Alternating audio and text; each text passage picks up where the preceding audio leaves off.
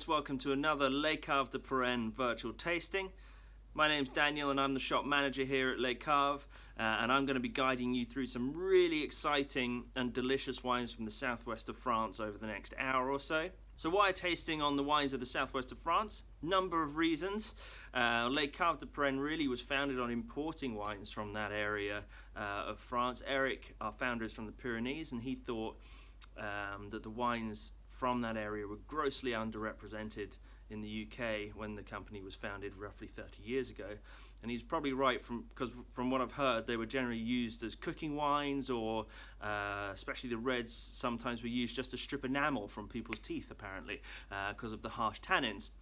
Luckily for us, Eric started importing some real winners into the country, and we still work with a lot of those producers from 30 years ago, which I think is a real testament to the quality and the consistency of the grower. Second reason is I used to work with a really talented sommelier called Viv when I used to go to university in Edinburgh.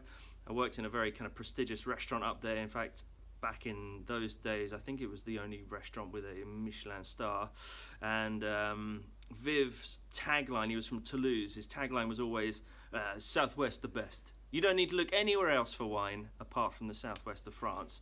I don't think he was quite correct in that statement, but he did say it with a lot of conviction, good old Viv.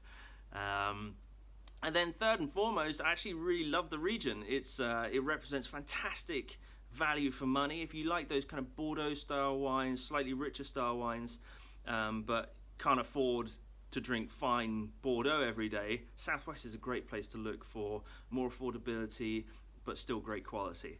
So without further ado, grab yourself a bowl of cassoulet or a nice juicy Toulouse sausage and let's get tasting. Just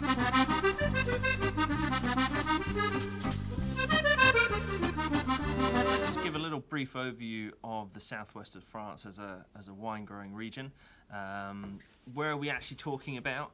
Well, obviously the southwest of France, but more specifically, it's the kind of area northeast of Bordeaux that comes down to Toulouse, heads further south to the border of Spain, the Pyrenees, and then heads out west to the coast. It's roughly 120,000 acres in size, fifth largest area of wine production in France, but actually the lowest populated. So really chilled back, relaxed, beautiful area to visit, stunning scenery, and some really delicious wines.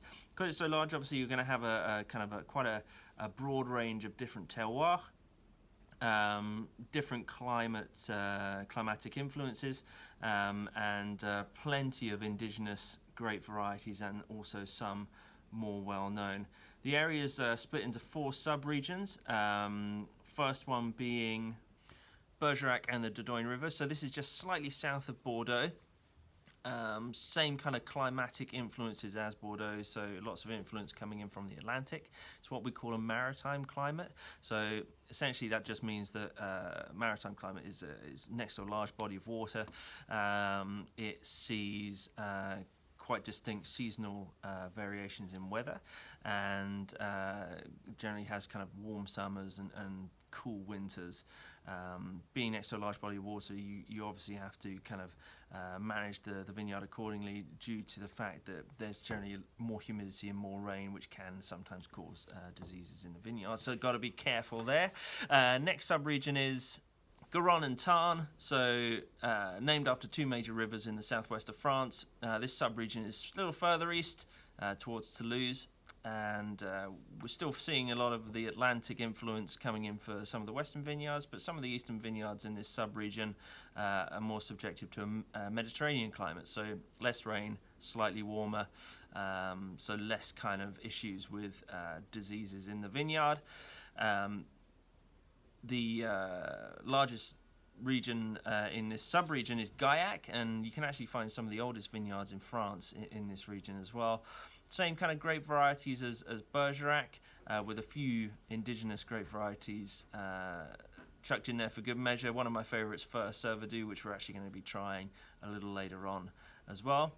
Third sub-region is The Lot River region. So this is north of Toulouse, and a region again influenced by the Atlantic and Mediterranean climates. Probably most famous for Cahors, which is a region that produces really inky, dark styles of Malbec. Actually, my preferred style over the Argentinian version. And then finally, the last sub-region is the Pyrenees, on the border of Spain and France.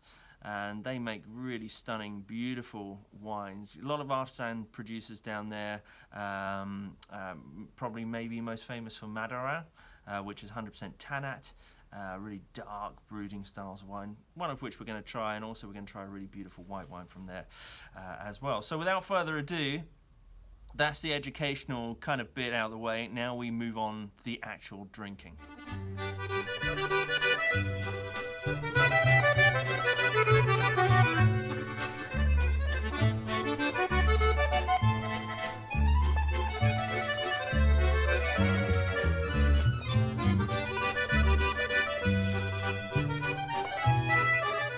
So the first wine we're trying today is from Domaine Alain Brumont. It is the 2019 Gros Manseng Sauvignon Blanc. Comes in at 12.5%. So Domaine Alain Brumont, it's a family affair. They're based out of a little chateau called Chateau Buscas in the Côte de Gascogne, so the Pyrenees sub-region. And they've been making wine through generations. Alain Brumont took over the estate from his dad in 1978. And they've just been making a really kind of high quality wines since then, really good benchmark wines in my opinion. The vines are grown on clay and limestone soils, which is really similar to the soil type on the right bank of Bordeaux. They use what's called the Brumont method when it comes to viticulture, which is they don't use any pesticides or chemicals in the vineyard. They do machine harvest all the grapes though, so we wouldn't kind of consider them one of our more natural wine producers. The wine's fermented in stainless steel, so the fruit really shines through. So without further ado, let's give this a little whirl and a smell. So straight away you've got all of those kind of citrusy, zesty fruits kind of coming out of the glass. Quite intense, almost like slightly kind of mango-y and lychee fruit on the nose, which is not that typical of a kind of French Sauvignon. You'd expect it to be a little bit more restrained, but this is what happens kind of when you move slightly into a warmer area. And also that's the Gros Manseng part of the wine kind of shining through. The Gros Manseng kind of adds a little bit of weight, a little bit of richness, while the Sauvignon kind of keeps everything really fresh and crisp and clean.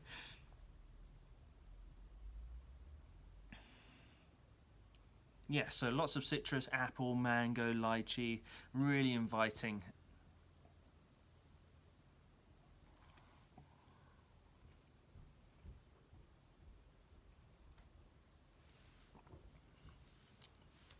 So the wine on the palate is really soft, really kind of soft fruits, quite luscious, but with a really kind of good streak of almost like lime zest kind of acidity. It's not fresh lime, you kind of get into that slight kind of bitterness coming through. Slightly vegetal, but really mouth-filling and quite generous style of wine. A lot different to kind of those more kind of taut Loire Sauvignons, which are more kind of focused on like the elderflower and the gooseberry. This is just a little bit richer, a little bit more generous, and that's partly because of the Gros Manseng. Which is kind of offers that almost really nice kind of soft textural thing going on there.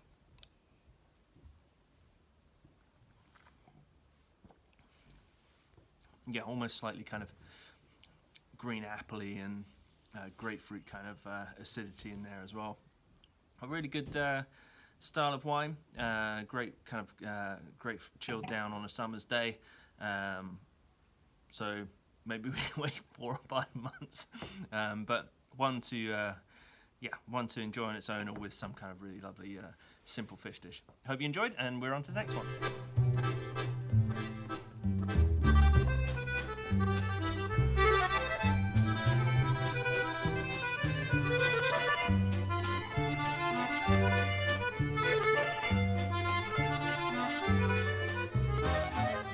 So I'm really excited about this next wine that we're going to be trying together. It's from the Pyrenees, from Jurançon. This is the Clos Le Père Jurançon Sec Vitage Viel 2016, coming in at 14%, so quite high in the alcohol there, quite weighty. Vitage Viel incidentally means old vines, so if you ever see Vitage Viel or Vieille Vigne, basically means that the grapes have been sourced from old vines, which means the roots are deeper and it produces more concentrated fruit. So you should get a more concentrated wine as a result. Jean-Bernard Larieux is third generation winemaker. 1985 he established Clos Le Père. Previous to that, the family were essentially kind of growing hillside strawberries, and that was their main source of income until Jean-Bernard decided to move away from that, and now it's wine. So the wine is a blend of 60% Gros Manseng, 30% Petit Manseng, and 10% Petit Corbu, all indigenous grape varieties. Quite a really cool kind of little region they're in. Essentially, they've got quite a lot of influence from the Atlantic, so maritime climate, but then they've got the Pyrenees, which is only kind of 25 kilometers away, which really helps to moderate the temperature. So they've got quite a diverse kind of temperature difference between day and night, which really kind of promotes the maturation of the grapes. He's what we would describe as one of our natural winemakers, so he works organically and biodynamically. No pesticides in the vineyards, manual harvest, minimal sulfur added, and he makes really kind of pure expressions of these grape varieties. Not overtly fruity, but just really delicious. The terroir down there is kind of quite diverse, so lots of kind of sand, silt, limestone, so a real kind of mashup of different terroir, and they also have these kind of stones in the vineyard called galets, and essentially the galets warm during the day, and then they release the heat overnight, which helps to ripen the grapes as well. Just a little nugget of information for you. So let's give this wine a little whirl. I mean, first of all, look at the colour. I mean, the colour is just this beautiful, deep golden. It's absolutely stunning. It looks almost like a dessert wine in colour, but it's just so bright and golden and really delicious. On the nose, it's really rich, almost kind of candied fruit, kind of touch of spice. I don't get really kind of massively evident fruit, certainly not ripe fruit, kind of fresh fruit flavours coming out. It's almost that more kind of like stewed caramelly thing going on there. Quite toasty as well, so let's give it a try.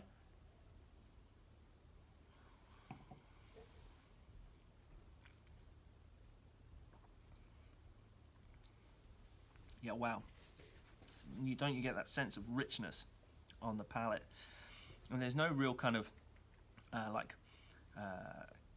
of lemon or lime acidity coming through. That kind of finish, I would say, is what we call kind of quite minerally. So almost kind of like, it's quite hard to describe, but that kind of finish is what I would call minerality. Almost that kind of like grapefruity kind of thing going on, crushed rocks kind of vibe. Again, you're getting all those kind of candied fruits.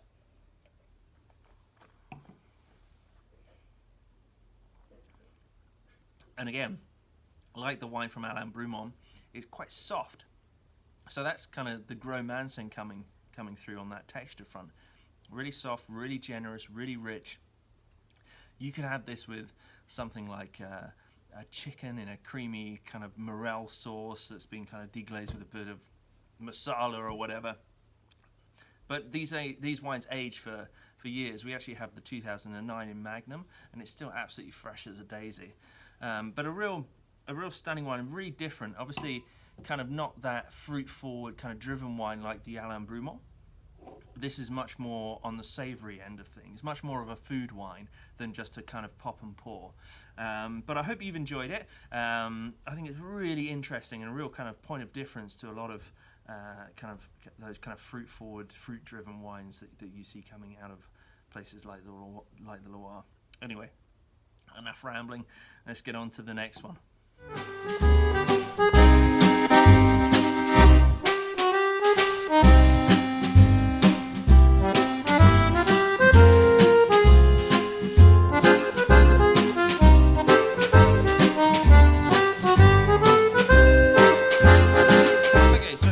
We have the Champêtre Blanc, which is from a producer called Laurent Cazot. Comes in at 12.5%, and it's 2018 vintage. So Champêtre means rural or pastoral in French, and it's named as such because Laurent likes the imagery of being together in the vines and all that kind of stuff. It's made with a grape variety called Mauzac Blanc. Mauzac Blanc is an ancient grape variety from the southwest of France. Generally actually used for sparkling wines, but makes really delicious still wine as well. So Laurent Cazot is actually primarily a distiller extraordinaire. He makes an incredible line of eau de vie, which are stunningly crafted, really beautiful artisan eau de vie, and he makes a couple of still wines as well. Obviously the Champêtre Blanc, and I actually think he makes a couple of reds on top of that. He's one of our natural winemakers, so everything's manually harvested. No pesticides or chemicals used on the vines, and he only uses a little bit of sulfur just after the grapes are picked, and also bottling as well. He comes across to the Real Wine Fair every year, and he's a fantastic bloke, real character, and he makes some really delicious wines. The Champêtre Blanc is vinified in cement, so it stays in a cement, so that's a neutral vessel, doesn't impart any other flavours, and then it's actually matured in fiberglass barrels, again, so as not to impart any flavour or anything into the wine. So let's have a little taste and see how it's going. So Mauzac generally as a grape variety will kind of exhibit apples and pear aromas. There's kind of two main characteristics, and if you have a good smell of the wine, you're definitely picking up those two fruits. Really fresh and kind of juicy pear flavours leaping out of the glass, and kind of crisp green apples. There's almost like a slight hint of almond in there as well. So on the palate,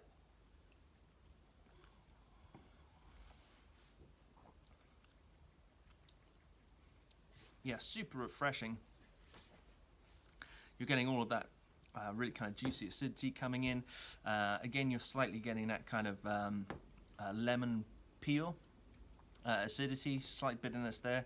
Again, I think I'm picking up kind of almonds, and what you're smelling on the nose really is coming through on the palate. So lots of green apple, pear, but the mouthfeel is really kind of quite creamy and really juicy, and that acidity really kind of gets your saliva going, and really once you kind of go back for another glass, which I happily will do.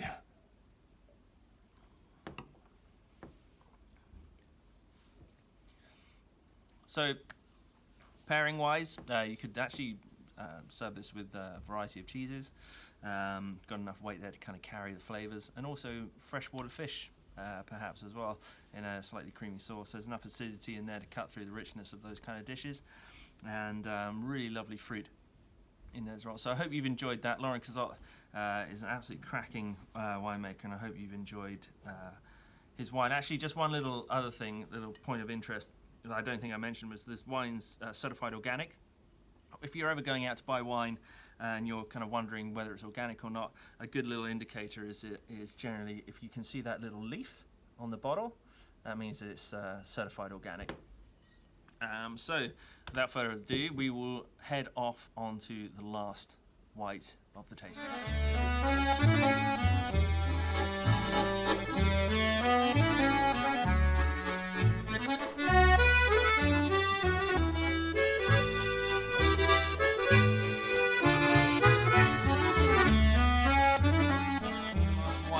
Tasting, and we're heading to Bergerac, so that's just south of Bordeaux, going to an estate called Tour de Gendre, This is the Cuvée de Conti 2018, and it weighs a hefty 14% ABV. It's 50% Semillon, 40% Sauvignon Blanc, and 10% Muscadel, so a very kind of white Bordeaux style blend. So remember, Bergerac's just south of Bordeaux. If you enjoy those kind of Bordeaux styles, then it's a really good kind of place to have a look at for a little bit more budget-friendly wines. So Tour de Gendre is owned and run by the de Conti family. Currently Luc, Guillaume and Francis are at the helm. They're of Italian heritage, and Guillaume's great-grandfather Vincenzo came over from Italy in 1926 to escape the famine and the lack of jobs that was happening over there at the time. Fast forward to the 80s, and the family had bought 20 hectares of vines, and their first vintage under the Tour de Gendre label was 1986, and they've really been going from strength to strength since then. They weren't originally classified organic, but they decided to aim for that classification, and they're now certified organic, just to maintain a healthy balance in the vineyards, so no chemicals or pesticides used. And they make just a fantastic standard of kind of Bordeaux style wines, I suppose. And I suppose their claim to fame is really their reds, rivaling some of the top houses in Bordeaux, but their whites are definitely worth a try as well. Soil type here is Aquitaine limestone. Limestone imparts real minerality into wines, and fermented in stainless steel and also aged on the lees for a period of time, which gives kind of a bready kind of breadth to the wine. So it's also skin macerated for 48 hours as well, which kind of imparts a little bit more colour and maybe a touch of tannin, but I don't know if we'll pick any of that up in this wine. So on the nose, yeah, that Semillon's really coming through. It's kind of like almost orange blossom, maybe a touch of gooseberry, but kind of quite muted. The Semillon's really kind of taking over, and you're not getting a huge amount of those kind of Sauvignon Blanc aromatics coming through. Just a real sense of richness on the nose as well. So on the palate,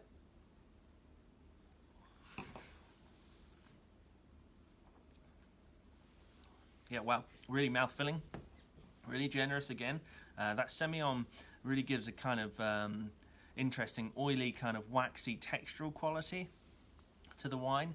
You are getting a little bit of gooseberry coming through, again, that kind of orange blossom, orange kind of flower thing going on, but a real whack of minerality on the finish. Not really very kind of lemon or lime acidity. If anything, it's going to be that kind of lemon zest thing going on, but again, it's quite muted. That finish is really minerally, kind of crushed rocks, and really typical of the terroir in Bergerac. You're getting a little bit of heat from the alcohol. I don't know whether the alcohol's that well integrated in the wine, but it's still a really interesting wine. Again, it's kind of quite far removed from those fruit-forward styles that you get from the Loire and the New World, but really kind of age-worthy style of white wine, and great with food. It really is a food wine. It's not the type of wine that you'd pop and pour on a weekday and sit, in front of the TV and veg out. It's quite a challenging wine, but definitely needs a bit of food, I think, to bring context in. So I hope you enjoy this one, and now we're on to the reds.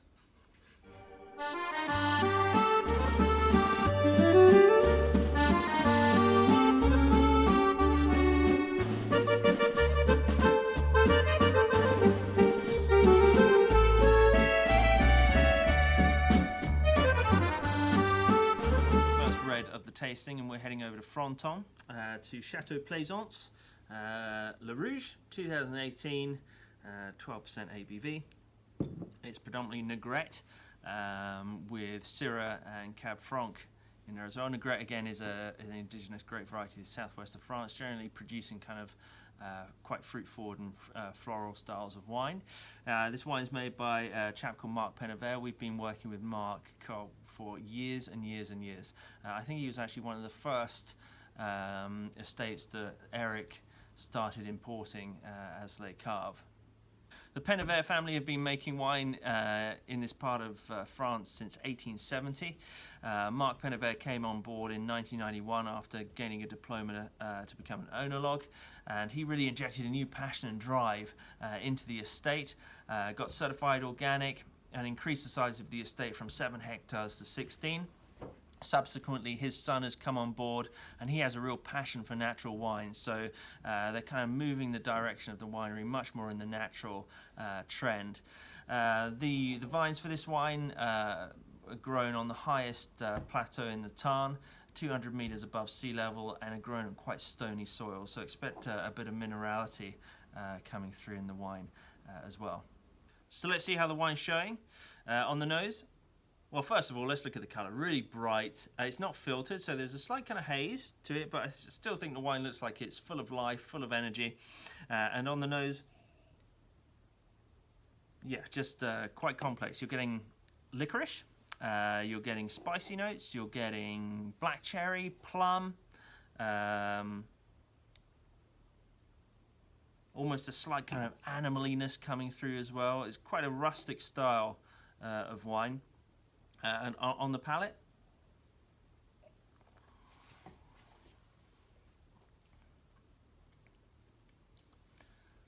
those flavours are really coming through. So you're kind of going from plum to almost like plum skin, that kind of slightly kind of bittery kind of plum skin, maybe some fresh raspberries, cranberries, sour cherry. You're still getting that licorice and spice. That's really coming from the Syrah in the blend. But you've got really bright acidity as well in the wine, which keeps everything really fresh and kind of keeps your palate from getting too fatigued. The tannins are quite grippy, so it would really benefit some foods. So river beef, kind of red wine sauce, or a kind of a rack of lamb. It would really kind of come into its own. But it's a really honest wine. In the sense that it really reflects the terroir very well, and it shows the characteristics of Negrette beautifully, I think. And hope you've enjoyed it. And we're on to the next one.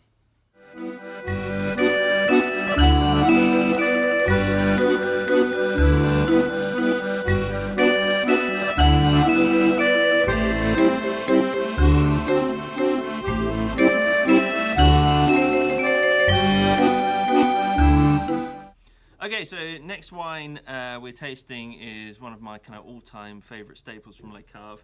It's the Chateau de Sède Cahors 2018, coming in at 13.5%. So Cahors is a town an hour and a half north of Toulouse, and they're famous for making Malbecs. This one's predominantly Malbec, 90% Malbec, with a little bit of Merlot and a little bit of Tannat in there as well. So Chateau de Sède is run by Pascal and Jean-Marc Varag. Their grandfather came over and settled in the southwest of France in the early 20th century from Flanders. His son and wife then bought a farm and started planting vines roughly in 1956. And every year since then they've expanded the estate by 1 hectare. Then their sons have taken over the running of the estate from them. They're certified organic, and they work really well in the vineyard and make a really kind of fantastic benchmark style of Cahors. So let's give the wine a try. First up, when you've got that really kind of inky, dark colour, which is really kind of typical of a Malbec from the southwest of France. On the nose, you just get that real sense of richness. You get a little bit of vanilla coming through from the oak. The fruit is black cherry, almost like, you know, those kind of tinned black cherries you get, and kind of stewed plums as well. Really kind of a core, really rich, dark fruit. It almost kind of just reminds me of like a Black Forest trifle. On the palate,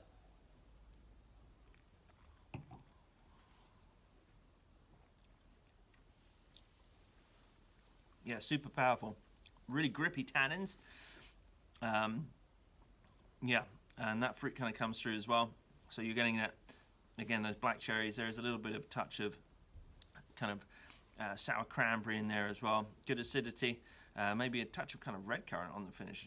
We've actually just changed over to the 18 vintage here at Les Caves from 2016. 2016 had shed a little bit more of that fresh fruit characteristic, so it's quite an interesting wine to try against it.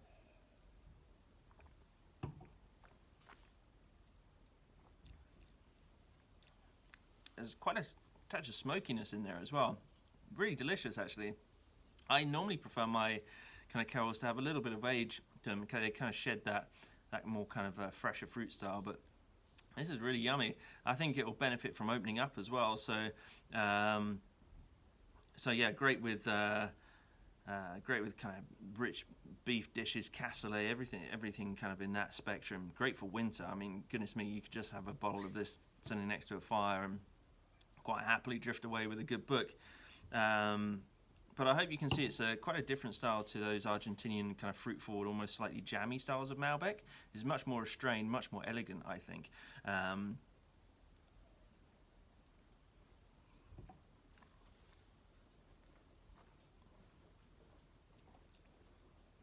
you're definitely picking up a little bit of the oak from that oak aging. So it's aged in new oak for just under 2 years, but I think it's really well integrated. You don't get a massive whack of vanilla like you can in some newer world styles of wine, and it's also transferred to kind of second use barrels as well, but really delicious. Hope you enjoyed it, and on to the next one.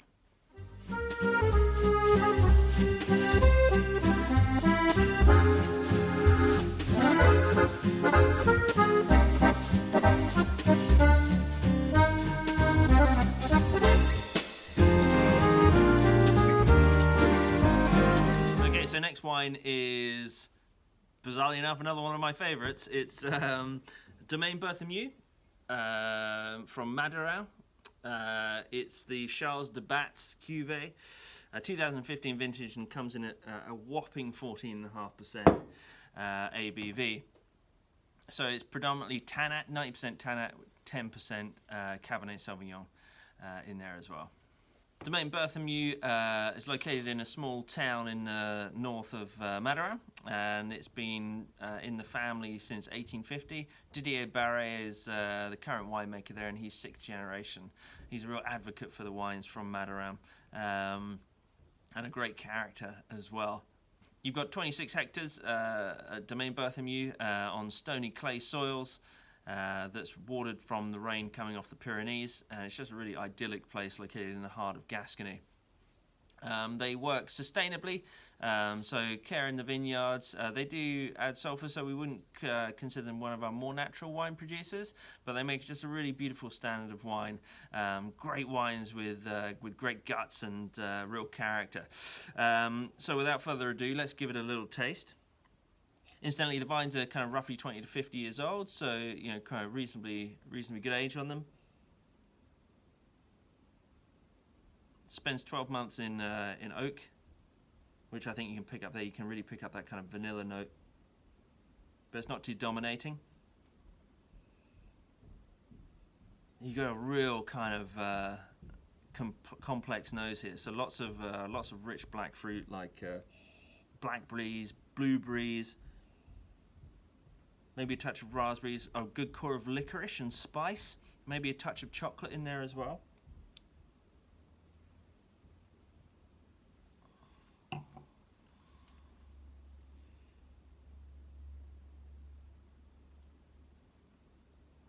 So on the palate, yeah, wow. Again, this massive, dense core of rich, dark fruit. You get a real sense of that licorice coming through and spice.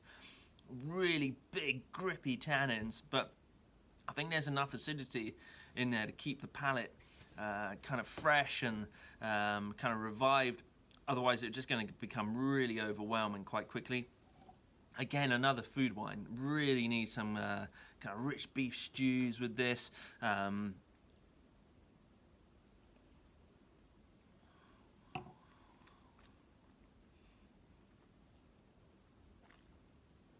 Yeah, really characterful wine. This is Tannat to a T. Really big, rich, structured, massive whack in the mouth with the tannins. Really yummy. I actually had this a few weekends ago with a really nice beef stew and dumplings, and it went absolutely perfectly.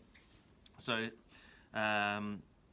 Domaine Berthignoux, Tannat, Charles de Batz. Incidentally, just a little nugget of information. We're in kind of like the Three Musketeer territory down here. And just a little info, Charles de Batz, he was born in nearby Lupiac. He was the original Comte d'Artagnan. And that's why Didier is named as well, in Charles de Batz. So I hope you've enjoyed this cuvee, and we're on to our final red.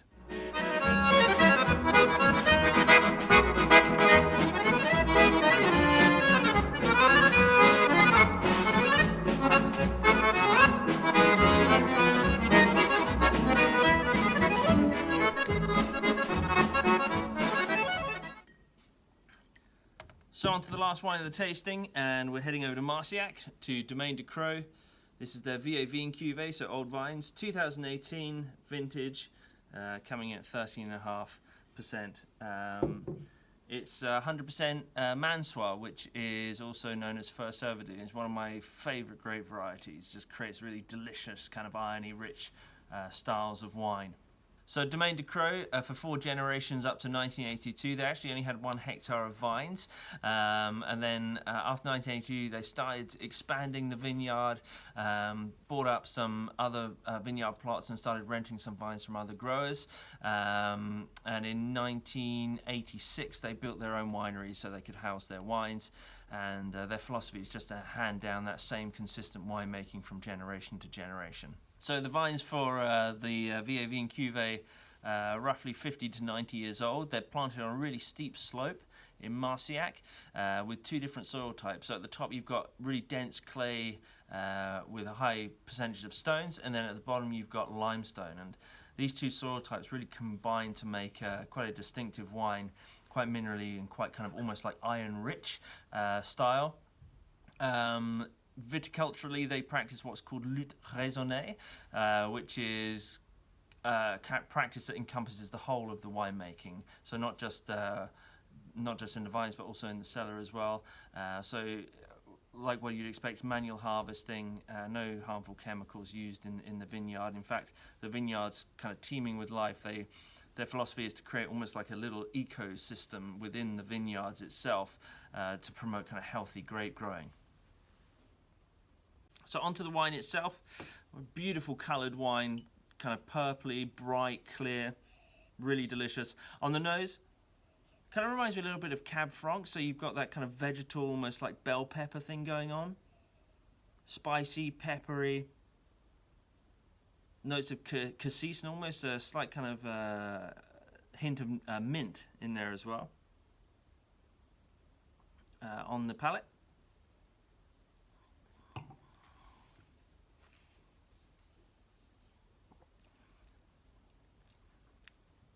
Yeah, really minerally, coming from those limestone soils, that kind of crushed rock minerality, powdery tannins, quite spicy, really fresh on the palate though as well. You kind of got those flavours kind of coming through, quite generous with the black fruit, but you've got that almost like slightly irony kind of like red brick kind of vibe going on there on the palate as well. I served this wine at my wedding, and so you know it's got to be good. Well, I think it's good anyway.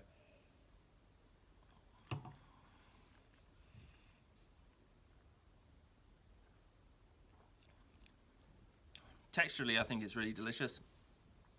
This is a wine that you can actually have slightly below room temperature. Really brings out the fruit a lot more. Slight kind of red curranty finish in there as well. But really delicious, great wine. Think kind of game stews and things like that. But to be honest with you, I'd be quite happy to drink this on its own. So that's the end of the tasting. I hope you've enjoyed taking a little tour around the southwest of France, and hopefully see you soon.